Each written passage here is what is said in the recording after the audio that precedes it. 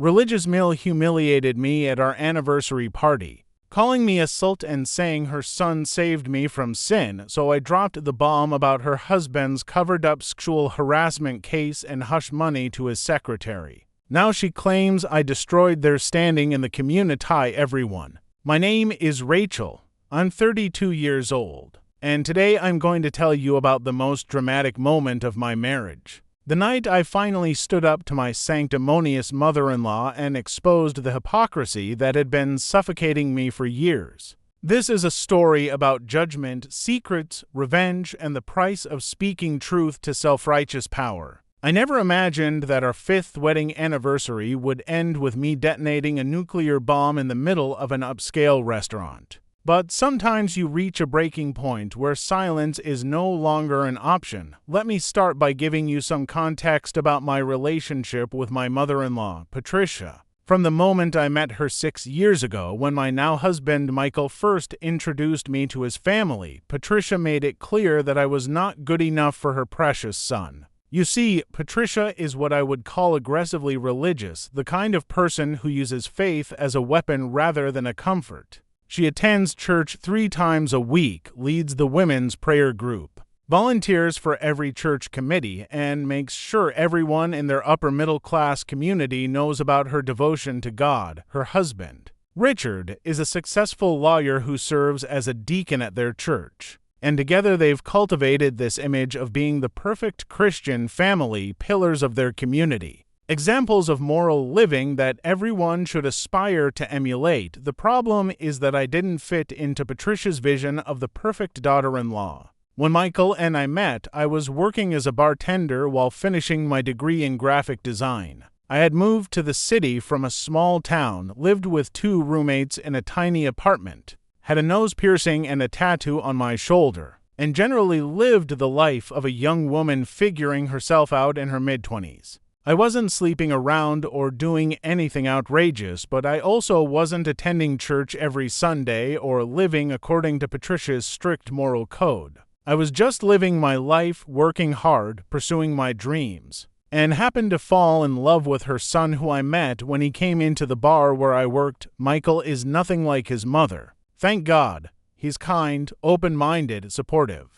And while he was raised in the church, he doesn't use religion as a cudgel to beat people into submission. He saw me for who I really was, a hard-working, ambitious, creative person with a good heart. We fell in love quickly, and within a year we were talking about marriage. That's when the real problems with Patricia began. She tried everything to break us up. She told Michael I was using him for his money, even though I had never asked him for a cent and was supporting myself just fine. She implied I was promiscuous because I worked in a bar and had male friends. She once actually said to Michael within my hearing that he was throwing his life away on a girl from the wrong side of the tracks who would never understand the values they had raised him with, but Michael stood by me. We got married in a small, beautiful ceremony that Patricia attended with a look on her face like she was at a funeral rather than a wedding. Over the next 5 years, Patricia's campaign against me never really stopped, it just evolved. She became the master of backhanded compliments and passive-aggressive comments. At family dinners, she would say things like, "Oh, Rachel, that dress is so interesting. You're so brave to wear such revealing clothes," when I was wearing something perfectly appropriate. Or, "It's wonderful that you're working from home now, dear. Maybe one day you'll have a real career like Michael." I had started my own successful graphic design business. But to Patricia, if you weren't working in a corporate office or a church-approved profession, you weren't really working. What made it worse was how she constantly reminded everyone that Michael had saved me. She loved telling anyone who would listen about how her son had met me when I was lost and working in a bar, and how he had shown me a better path and brought me into the light. Never mind that I had been a fully functional adult with goals and ambitions before I met Michael. Never mind that I left the bartending job within months of graduating because I got a good position at a design firm. Never mind that I had grown my own business to the point where I was making more money than Michael. To Patricia, I would always be the fallen woman her son had rescued from sin. and she would always be the gracious mother-in-law who had reluctantly accepted me into the family despite my unworthiness. Michael defended me when he heard these comments, but Patricia was clever. She saved her worst remarks for when he wasn't around, or she would say them in such a way that if he confronted her, she could claim he was misunderstanding her intentions. She was always just trying to help or concerned about our spiritual well-being or speaking from a place of love. It was gaslighting wrapped in Bible verses, and it was exhausting.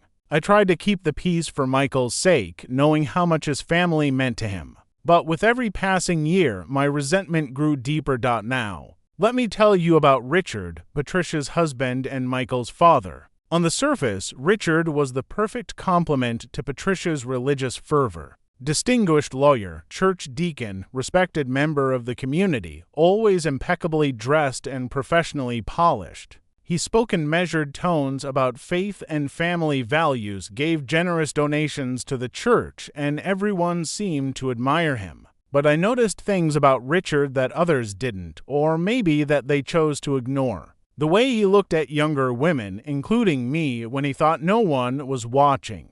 The way his hand would linger just a bit too long on a woman's lower back when greeting her. The slightly inappropriate jokes he would make when Patricia wasn't in earshot. Nothing overtly criminal, but enough to make me uncomfortable and make me wonder about the man behind the righteous facade. About 2 years ago, something interesting happened. I was having lunch with an old friend from college, Karen, who had become a paralegal at a large law firm in the city. We were catching up and somehow the conversation turned to my in-laws. When I mentioned Richard's name and where he worked, Karen's expression changed. She got very quiet and then asked me if I knew about the settlement. I had no idea what she was talking about. Karen explained that about 7 years ago, before Michael and I even met, there had been a serious sexual harassment complaint filed against Richard by his secretary, a young woman named Jennifer who was in her mid-20s at the time. According to what Karen had heard through the legal grapevine, the harassment had been extensive, inappropriate comments, and wanted touching, pressure for sexual favors, the works.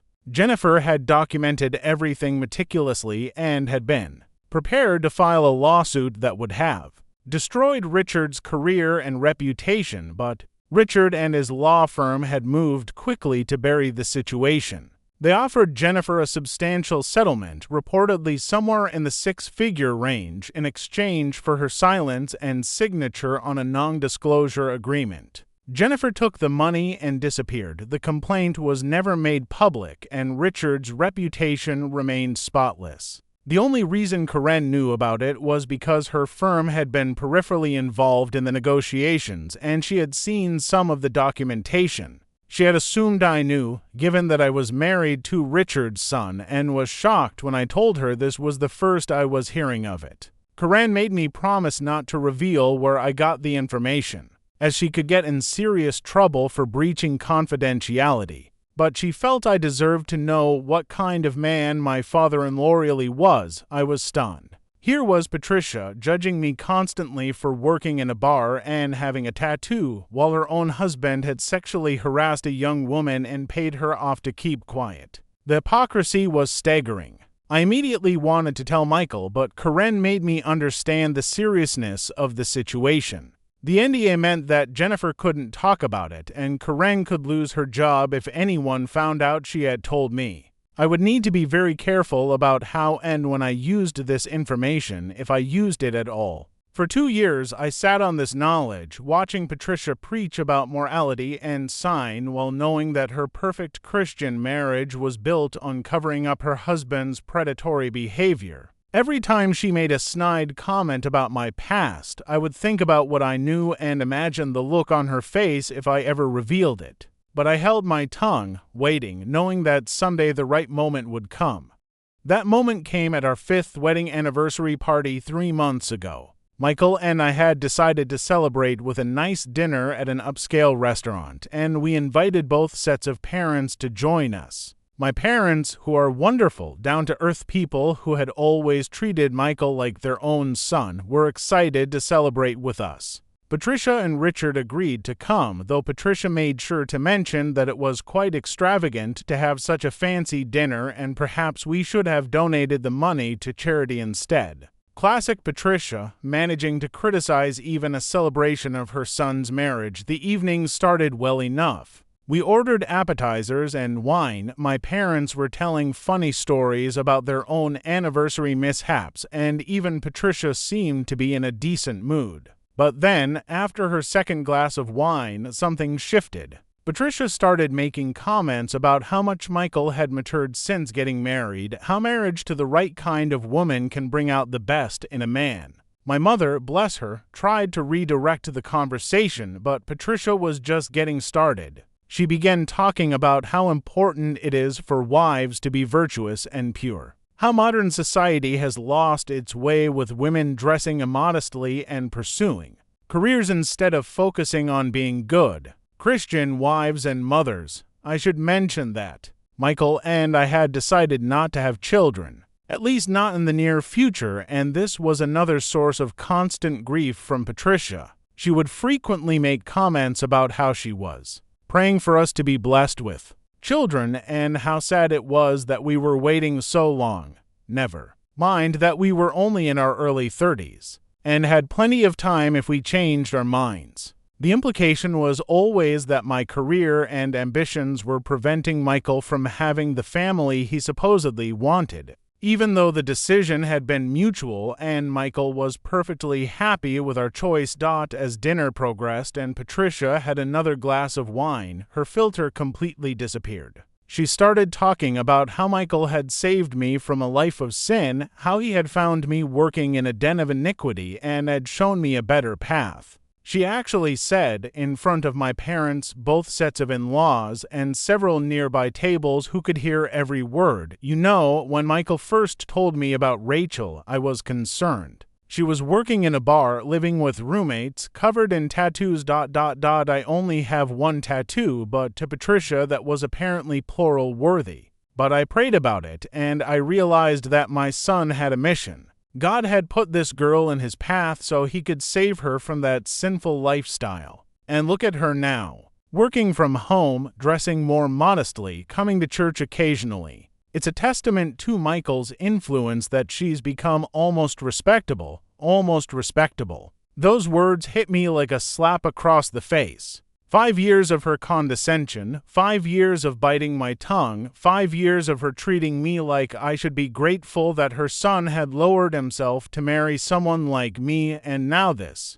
In front of my parents, on my anniversary, she was essentially calling me a reformed SL*T who should thank God every day that her precious son had saved me from my wicked ways. I looked at Michael, who had gone pale and was about to say something, but I held up my hand to stop him. This was my moment. I had been patient, I had been kind, I had tried to keep the peace. But I was done. I took a deep breath, made sure I had everyone's attention, and said in a clear, calm voice that belied the rage burning inside me, "Patricia, since we're sharing observations about people's pasts and discussing sin and salvation, I think there's something everyone should know about Richard." The blood drained from Patricia's face. Richard suddenly looked very alert, his lawyer instincts probably warning him that something bad was about to happen. Michael looked confused, my parents looked concerned, but I continued. About 7 years ago, Richard sexually harassed his secretary, a young woman named Jennifer, over an extended period of time.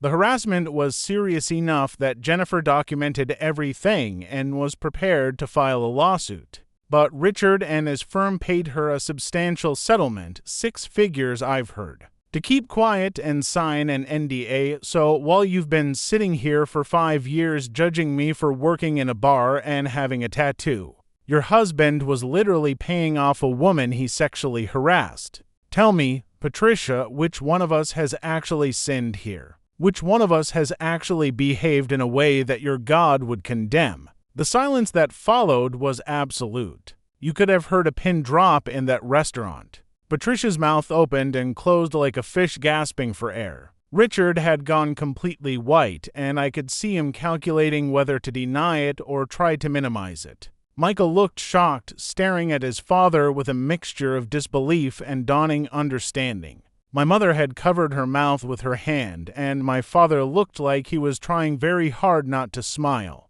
Other diners were pretending not to listen, but were clearly hanging on every word. Patricia finally found her voice, though it came out as more of a shriek than actual words. "That's a lie. How dare you? Richard, tell them she's lying." But Richard didn't say anything. He couldn't because we both knew it was true.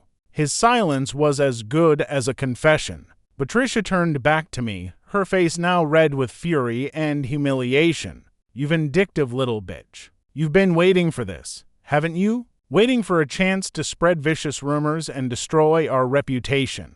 Michael, are you going to let your wife talk about your father this way?" Michael, to his credit, turned to his father and asked directly, "Dad, is it true?" Richard tried to spin some story about a misunderstanding, about a disgruntled employee who had made false accusations, about how they had settled simply to avoid the hassle and expense of litigation, not because he had done anything wrong. But his explanation was weak and unconvincing, the protest of a man who had been caught and was desperately trying to save face. Michael pressed him, asking why he had never mentioned this before, why this was the first he was hearing about any of it. The truth was obvious to everyone at that table. Richard had done exactly what I accused him of, and the family had covered it up to protect his reputation. Patricia couldn't accept it. She stood up from the table, practically knocking over her wine glass, and pointed at me with a shaking finger. "You have destroyed this family. You have destroyed our reputation in the community. Everyone will know about this now because of your vicious lies and your need for revenge because I dared to speak the truth about what you were before Michael saved you." I stood up too, no longer willing to let her tower over me literally or figuratively. "Patricia, I was never lost. I was never in need of saving. I was a young woman working hard and building a life for myself. The only thing Michael saved me from was loneliness because I fell in love with him. But you have spent 5 years treating me like garbage, like I'm beneath you, like I should be grateful that your family deigned to accept me. And all the while, your husband, your perfect Christian husband who stands up in church and preaches about morality, was a predator who abused his power and paid off his victim. So you can take your judgment and your self-righteousness and you can choke on it." The dinner obviously ended there. Patricia and Richard left the restaurant, with Patricia still screeching about lies and revenge and destroyed reputations. My parents were supportive, my mother hugging me, while my father quietly said he was proud of me for standing up for myself. Michael was shell-shocked, processing the revelation about his father and the years of mistreatment I had endured from his mother. We left the restaurant and went home, where Michael and I had a long, difficult conversation about everything. He apologized profusely for not seeing how bad it had been, for not doing more to protect me from his mother's cruelty. He was devastated about his father, feeling like his entire childhood had been built on a lie. I held him while he processed the fact that his father, who he had looked up to his whole life, was not the man he thought he was. The aftermath has been complicated, to say the least. Patricia did exactly what I predicted and went on a campaign to paint me as a liar who was trying to destroy their family. She told everyone at their church and in their social circle that I had made up vicious lies about Richard because I was angry that she had lovingly corrected my behavior at dinner. But here's the thing about the truth, it has a way of coming out. Other people started coming forward with stories about Richard's inappropriate behavior over the years, things they had dismissed or ignored because of his standing in the community. The church launched a quiet investigation into the allegations, and while I don't know all the details, I do know that Richard was asked to step down from his position as deacon. Several of Patricia's friends, particularly younger women, admitted that they had always felt uncomfortable around Richard but had never said anything because Patricia was so defensive of him. The community response was mixed. Some people, particularly Patricia's close friends and those deeply invested in maintaining appearances, sided with her and treated me like a troublemaker who had aired private family business in public. But many others, especially women who had experienced similar situations or who had always sensed something off about Richard, were supportive of me. The perfect image that Patricia and Richard had cultivated for decades began to crack, and behind it, people saw something much uglier than they expected. Patricia's standing in the community, which she valued more than almost anything, took a significant hit. People started questioning her judgment, her authenticity, her right to judge others when her own house was so obviously not in order. Michael's relationship with his parents has fundamentally changed. He still talks to his father occasionally, though with a wariness that wasn't there before. He believes his father did what I accused him of, and that belief has colored every memory and interaction they've ever had. As for Patricia, Michael has made it clear that until she sincerely apologizes to me and acknowledges how she's treated me over the years, their relationship will be minimal at best. Patricia, predictably, refuses to apologize. In her mind, she did nothing wrong, and I am the villain who destroyed her family's reputation for no reason other than spite. She has told Michael that he needs to control his wife and that if he was a proper husband, he would demand that I publicly recant my accusations. Michael told her that her attitude is exactly why we can't have a relationship with her right now. I won't lie and say I feel no guilt about what I did. Exposing Richard's past hurt Michael, damaged his relationship with his parents, and caused a lot of pain for everyone involved. There are nights when I lie awake wondering if I could have handled it differently, if there was a way to stand up for myself without dropping a nuclear bomb on the whole family. But then I remember Patricia's words at that dinner, the years of judgment and condescension, the constant implication that I was lesser than, dirty, in need of redemption. I remember her smug face as she told my parents that her son had saved me from sin, and I remember that she never would have stopped. Without something dramatic to shake her to her core, Patricia would have spent the rest of my marriage making me feel like I wasn't good enough, and I would have spent it swallowing my anger and pretending everything was fine. The truth is, I don't regret what I did. Patricia spent years using religion as a weapon against me, judging me for minor things like having worked in a bar or having a tattoo, all while covering up genuinely harmful behavior by her husband. The hypocrisy was staggering, and someone needed to call it out. Did it destroy their reputation? Yes, but that reputation was false anyway. They built their standing in the community on projecting an image of moral superiority that was completely at odds with reality. If anything, I simply exposed what was already there. I didn't create Richard's behavior or Patricia's hypocrisy. I just refused to continue pretending it didn't exist. Since that dinner, my relationship with Michael has actually grown stronger. Going through this together, working through the pain and betrayal and complicated family dynamics has brought us closer. He sees me more clearly now, understands the strength it took to endure his mother's treatment for years, and appreciates that I was trying to protect him by not causing family drama until it became absolutely necessary. We've also started couples therapy to work through the residual issues and to make sure we're communicating effectively about family boundaries going forward. Michael has been clear with his parents that I am his wife, his partner, his priority, and that any relationship they have with him must include basic respect for me. As for me, I've found an unexpected peace in speaking my truth. For years I had been walking on eggshells, trying to be the good daughter-in-law, proving my worth to people who were determined to never see it. Now I don't have to do that anymore. I don't have to attend awkward family dinners where Patricia makes snide comments. I don't have to smile and nod when she tells people about how her son saved me. I don't have to pretend that their moral superiority is real or that I should be grateful for their acceptance. I'm free from the exhausting performance of trying to please the unpleasable. Patricia still blames me for everything, of course. In her narrative, I am the evil daughter-in-law who destroyed a good family's reputation with malicious lies because I couldn't handle some gentle correction about my past.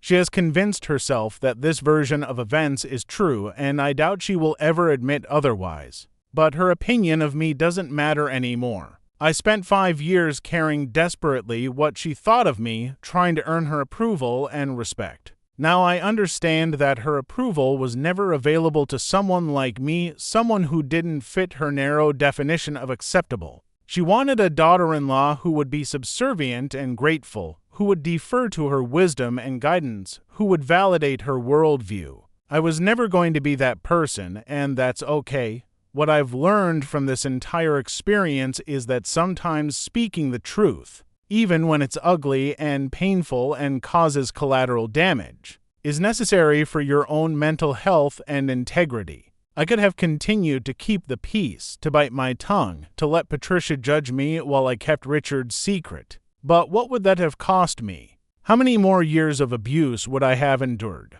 How much of myself would I have had to suppress to maintain a false sense of family harmony? The price was too high. Sometimes you have to choose yourself, even when it means other people will suffer consequences for their own actions, if there's anyone listening to this who is dealing with a judgmental mother-in-law or family member who uses religion or morality as a weapon while hiding their own sins. I want you to know that you don't have to accept their treatment. You don't have to prove yourself to people who have decided you're not worthy.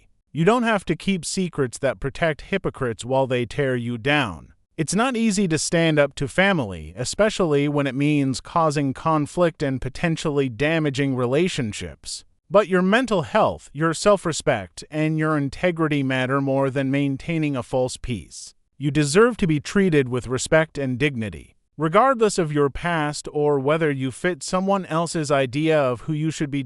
My name is Rachel. I'm 32 years old. And this is the story of how I finally stood up to my sanctimonious mother-in-law and exposed the hypocrisy that had been poisoning my marriage. Yes, I destroyed their reputation in the community, but that reputation was built on lies and covered-up abuse, and it deserved to be destroyed. I'm not sorry for telling the truth. I'm only sorry that it took me 5 years to find the courage to do it. Thank you for listening to my story, and I hope it helps someone else find their own courage to speak their truth, no matter the cost.